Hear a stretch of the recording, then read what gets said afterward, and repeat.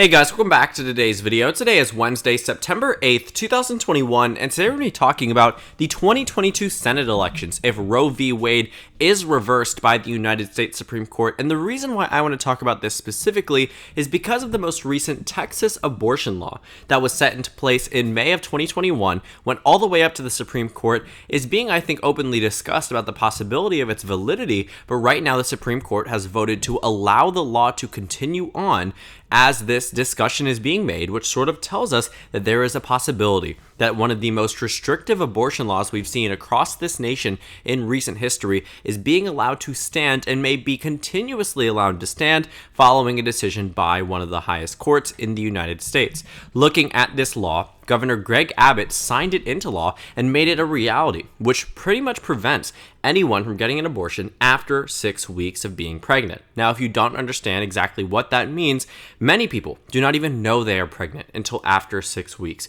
6 weeks is not a long time at all. You are talking about abortions across the nation that do occur, normally speaking, well beyond the 6 week time limit. Essentially, this is made to only allow abortions in the most minuscule of cases for women across this nation. Sometimes you might actually have an appointment for an abortion after 6 weeks. It's not as if it's a walk-in clinic and it's a one and done type of thing. This is something that requires counseling. It requires a lot of initiative on both sides, within the abortion clinic and on the side of the woman that is pregnant. So looking at what's happening here, effectively speaking, they are trying to find a way in order to go against Roe v. Wade without explicitly banning abortions. Now, the normal court procedure, at least in recent history, is that Roe v. Wade is almost always upheld. And of course, there is no precedent that Roe v. Wade is now illegal, that it is unconstitutional to get an abortion. But looking at this case, usually speaking, Roe v. Wade is used as the precedent to shoot down abortion laws that are extremely restrictive.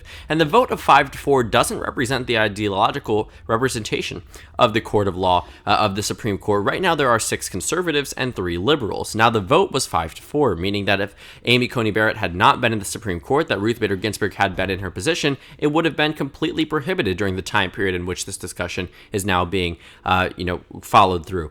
But the point is, now that Republicans, now that conservatives at least, have that ideological majority in the Supreme Court beyond what they had in the past, which was 5-4 with Justice Scalia, it is now 6-3, which means things such as this, Roe v. Wade being completely unrooted, or unearthed and, uprooted, and a new precedent being set is a possibility now that conservatives have one of their largest ideological majorities they have had in decades, which also raises that question, which many Republican governors are now asking for Roe v. Wade to be overturned, to return it back to the rights of the states.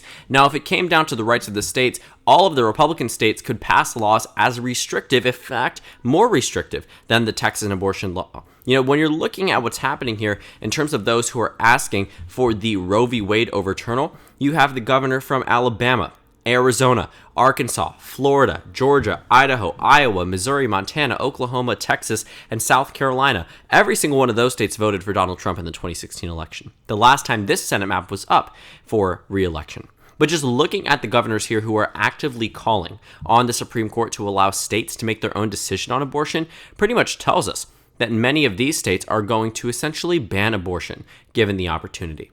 But the United States Supreme Court's precedent and the court case with Roe v. Wade is preventing them from doing so, and ultimately puts them in the majority. It ultimately puts them in this position where this decision will no longer be even counted when it comes down to state law. Many people hate Roe v. Wade, find it to be something that is horrible for this nation.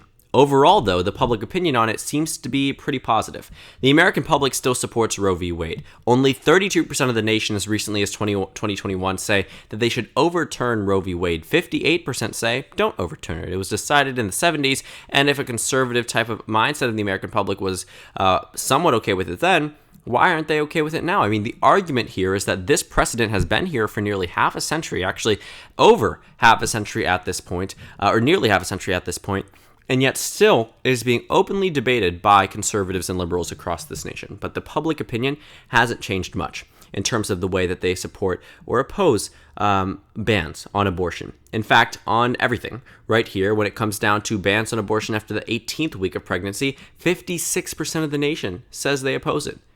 Right now, Texas bans after 6 weeks in case of the abortion, in case of the pregnancy. So looking at what is happening here, after a heartbeat, 58% say that they oppose a ban on abortions after a heartbeat can be detected. 57% oppose a ban on abortions that are done if a fetus is found to have genetic disease or disorder. I mean, looking at what is happening here, essentially the American public does not approve of a single ban on abortion, no matter what type of caveat or what type of question is being asked in this instance. And thus, in these Senate elections, this is setting us up for what we should understand right now, is that the Democratic Party, the side that has almost always been the pro-choice part of the American public, will be taking a stance on it that is very different than the Republican Party. Because when you take a look at who is representing the GOP, you have President Trump, you have Mitch McConnell, you have Kevin McCarthy, all of which are very much outspoken pro-lifers, people who believe that abortion in almost all cases, in fact, in some cases, all cases, should be banned. Some states even believe that in the case of, I'm not going to say the word or either of those two words, but in the most extreme cases, they do not believe that abortions should be okay. And I honestly find it to be something that's just a major disconnect that the Republican Party has with the rest of the public, that they have created it into a position where it is a Democrat versus Republican scenario in which Roe v. Wade goes down partisan lines. But there are Republicans who support abortions. There are Republicans, or not support abortions, that is the wrong term for it, that are pro-choice. There are many, the majority of independents are pro-choice. So when you look at it from an electoral standpoint, the Republican Party really has no incentive to be the pro-life party. It doesn't rile out their base in the levels that they really would want it to, because the American public, quite frankly, is in support of being pro-choice. The point is that they just really wanted some type of divide on it and do try to take this idea of having the moral high ground. But when 58% of the nation opposes overturning Roe v. Wade, you are going to be effectively making 58% of the nation angry. Or maybe 1 or 2% that support Roe v. Wade won't necessarily care, but the point being, the majority of the nation, 58% is a lot of this country, that supports keeping Roe v. Wade. If you take that away, if you overturn it through an ideological court that favors conservatives 6-3, they will take it out on you. They will take it out on the party that put up and nominated and confirmed these Supreme Court justices. 3 out of the 9 Supreme Court justices were all nominated and confirmed under Donald Trump's first term and only term. So looking at what's happened here is that the Republican Party will be the party to blame, at least on behalf of many of these Democrats, independents, and potentially some conservatives, and thus will swing the Senate heavily in favor of the Democratic Party. And I'll show you what I mean. My most recent projection shows that I expect the Republican Party to win 52 Senate seats to the Democratic Party's 48. This means I expect Republicans to win the majority in 2022. If Roe v. Wade was overturned, I 100% would expect the Democratic Party to expand their majority in the Supreme Court. And it honestly just makes sense. We can go across the nation and see which states would be shifting further and further towards the left and which states would be shifting towards the right. In fact, none of them would be shifting towards the right relative to the most recent projection. But I will say that I do think that Missouri would narrow down into a likely state. Beyond then, there really wouldn't be much of a characterization. Alaska might have the possibility, but I do expect it to be to Republicans by the end of the day. In terms of overall party composition, Alaska will not be that state that is competitive, though the incumbent is absolutely vulnerable. But we'd start this out by saying declaratively that I believe Colorado would in fact move over into the safe column. If you look at the state of Colorado in the most recent presidential election, Joe Biden won it by 13.5%. Colorado is a state that does support Roe v. Wade, all of the Democratic states do, and it is just something that needs to be pointed out as well, that in this state, a state that voted for Biden by 14 points would absolutely be upset about a decision such as this and would turn out in a level that actually would be unheard of. I think that Roe v. Wade is one of those key issues that while the Republican Party can take their pro-life stance, if they actually restrict abortions across this nation, make it so that states such as Mississippi, Alabama, Georgia, South Carolina, North Carolina prohibit abortions from happening at all, or in a similar case such as Texas, people are going to be angry. And those Democratic states are going to become more Democratic. They are going to shift towards the left. Every race will shift towards the left relative to my most recent projection because people wouldn't support such a ban. This would also make me believe that Nevada would go to the Democrats by a likely margin. So would the state of New Hampshire. And while Chris Sununu may be one of those Republicans that would be up there, it would raise the question about what happens next time there's a Supreme Court vacancy. Democrats will make the Supreme Court an issue of 2022, and if Roe v. Wade is already overturned, they're going to say things such as Chris Sununu would vote to confirm an additional Supreme Court justice. Chris Sununu would vote to confirm someone who was against abortion rights, someone who wouldn't set a new precedent. All in all here, I think that this situation would put the Democratic Party in a powerful position over the GOP to a point where they would expand their majority by a pretty significant amount, to say the least. Moving over to the next states, I think that the state of Arizona would move over into the likely column. To be honest, if I'm a Republican in the state of Arizona, I'm not even too confident in my ability to win this race. The only reason why it's in the reason why it's not in the Republican column yet, despite me moving over Wisconsin, Pennsylvania, New Hampshire, and Georgia, is because Arizona's field of the GOP bench here simply doesn't have that many strong candidates. For the state of Georgia, however, I would say, first of all, definitively, the Democrats would retain control of the Senate. This is an especially powerful region, section of the government that matters when it comes down to the Supreme Court. But Georgia, I would move over back into the lean Democratic column, nearing 4 or 5 points in terms of the overall margin of victory. Same thing in Wisconsin and Pennsylvania, but these would be counteracted by wins in Iowa and Ohio, but I think that these would be significantly narrowed down. Now, Ohio has the possibility of becoming a lean Republican state in the general election. In fact, I have characterized it as such, I believe, once, actually not once, but I nearly did back earlier on in the beginning of this year when the numbers were getting much better for COVID-19, but overall I've kept it in the likely column. Now, I think it could narrow down into the lead column, especially if the Democratic Party can drive up turnout using this as a single issue for 2022, because it'll tie into the Supreme Court and expand the level of thinking and level of discussion beyond simple issues such as Roe v. Wade, beyond simple issues such as, actually, I say simple just meaning a singular one, not simple at all. Women's rights is not simple, and honestly, in a sense, isn't really that debatable on the national level, but just looking at Pennsylvania, Wisconsin, Georgia, these are states that I do believe the Democratic Party would be able to drive up turnout and bring down closer Iowa and Ohio to a point where they are extremely competitive, but not enough so that I think that Democrats would be able to win there. But really, who knows what goes on in this type of scenario.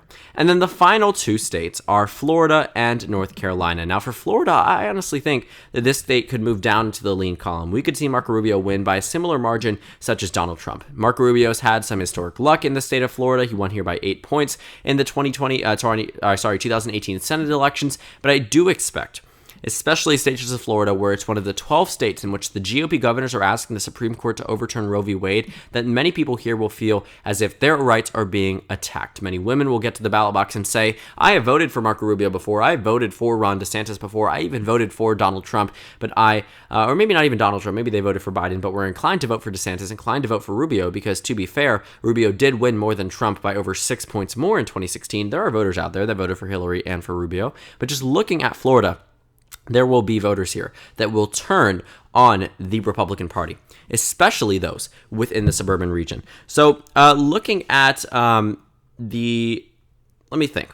looking at the nation itself, I think that the state of North Carolina will be that final state that is amongst the closest across the nation. I think that it will be the closest race. I think that ultimately, the Democratic Party will be winning the state of North Carolina. Now, I have never projected that the Democratic Party would win North Carolina in 2022. If you take a look at my projections, at most, it's moved down into the tilt column and more recently over into the likely column. But I do think that Democrats will eventually luck out. I think that they will be able to win a race in North Carolina, especially with the Supreme Court being a key issue for 2022 and abortion rights. If Roe v. Wade is overturned, the Republican Party can expect a wave in 2022 for the Democratic Party, and that should scare them. Because while they may get an incremental type of gain by passing laws such as this will only continue to push away that 58% of the nation that believes that Roe v. Wade should stay in place. If the majority of the country is on the side of Roe v. Wade, more than just what Joe Biden received in the presidential election, 51.3%, just looking at the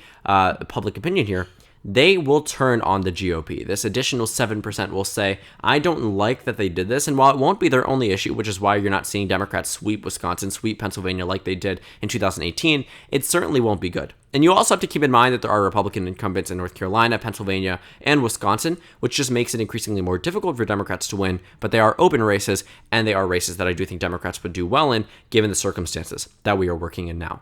So Democrats would expand their majority 53 to 47, winning Wisconsin, Wisconsin, Pennsylvania, and North Carolina. 3 states that currently have incumbent Republicans, all of which either might retire. Wisconsin is a potential retirement. We don't know how that's going to go yet, but just looking at these 2 open races, and Wisconsin is a very real possibility that if Roe v. Wade is overturned, that Ron Johnson chooses to retire, because he can sort of see exactly what's going to happen here. But just looking across the nation, these are pickups for the Democratic Party, bringing them to 53 with solid victories in New Hampshire, Georgia, Arizona, and Nevada.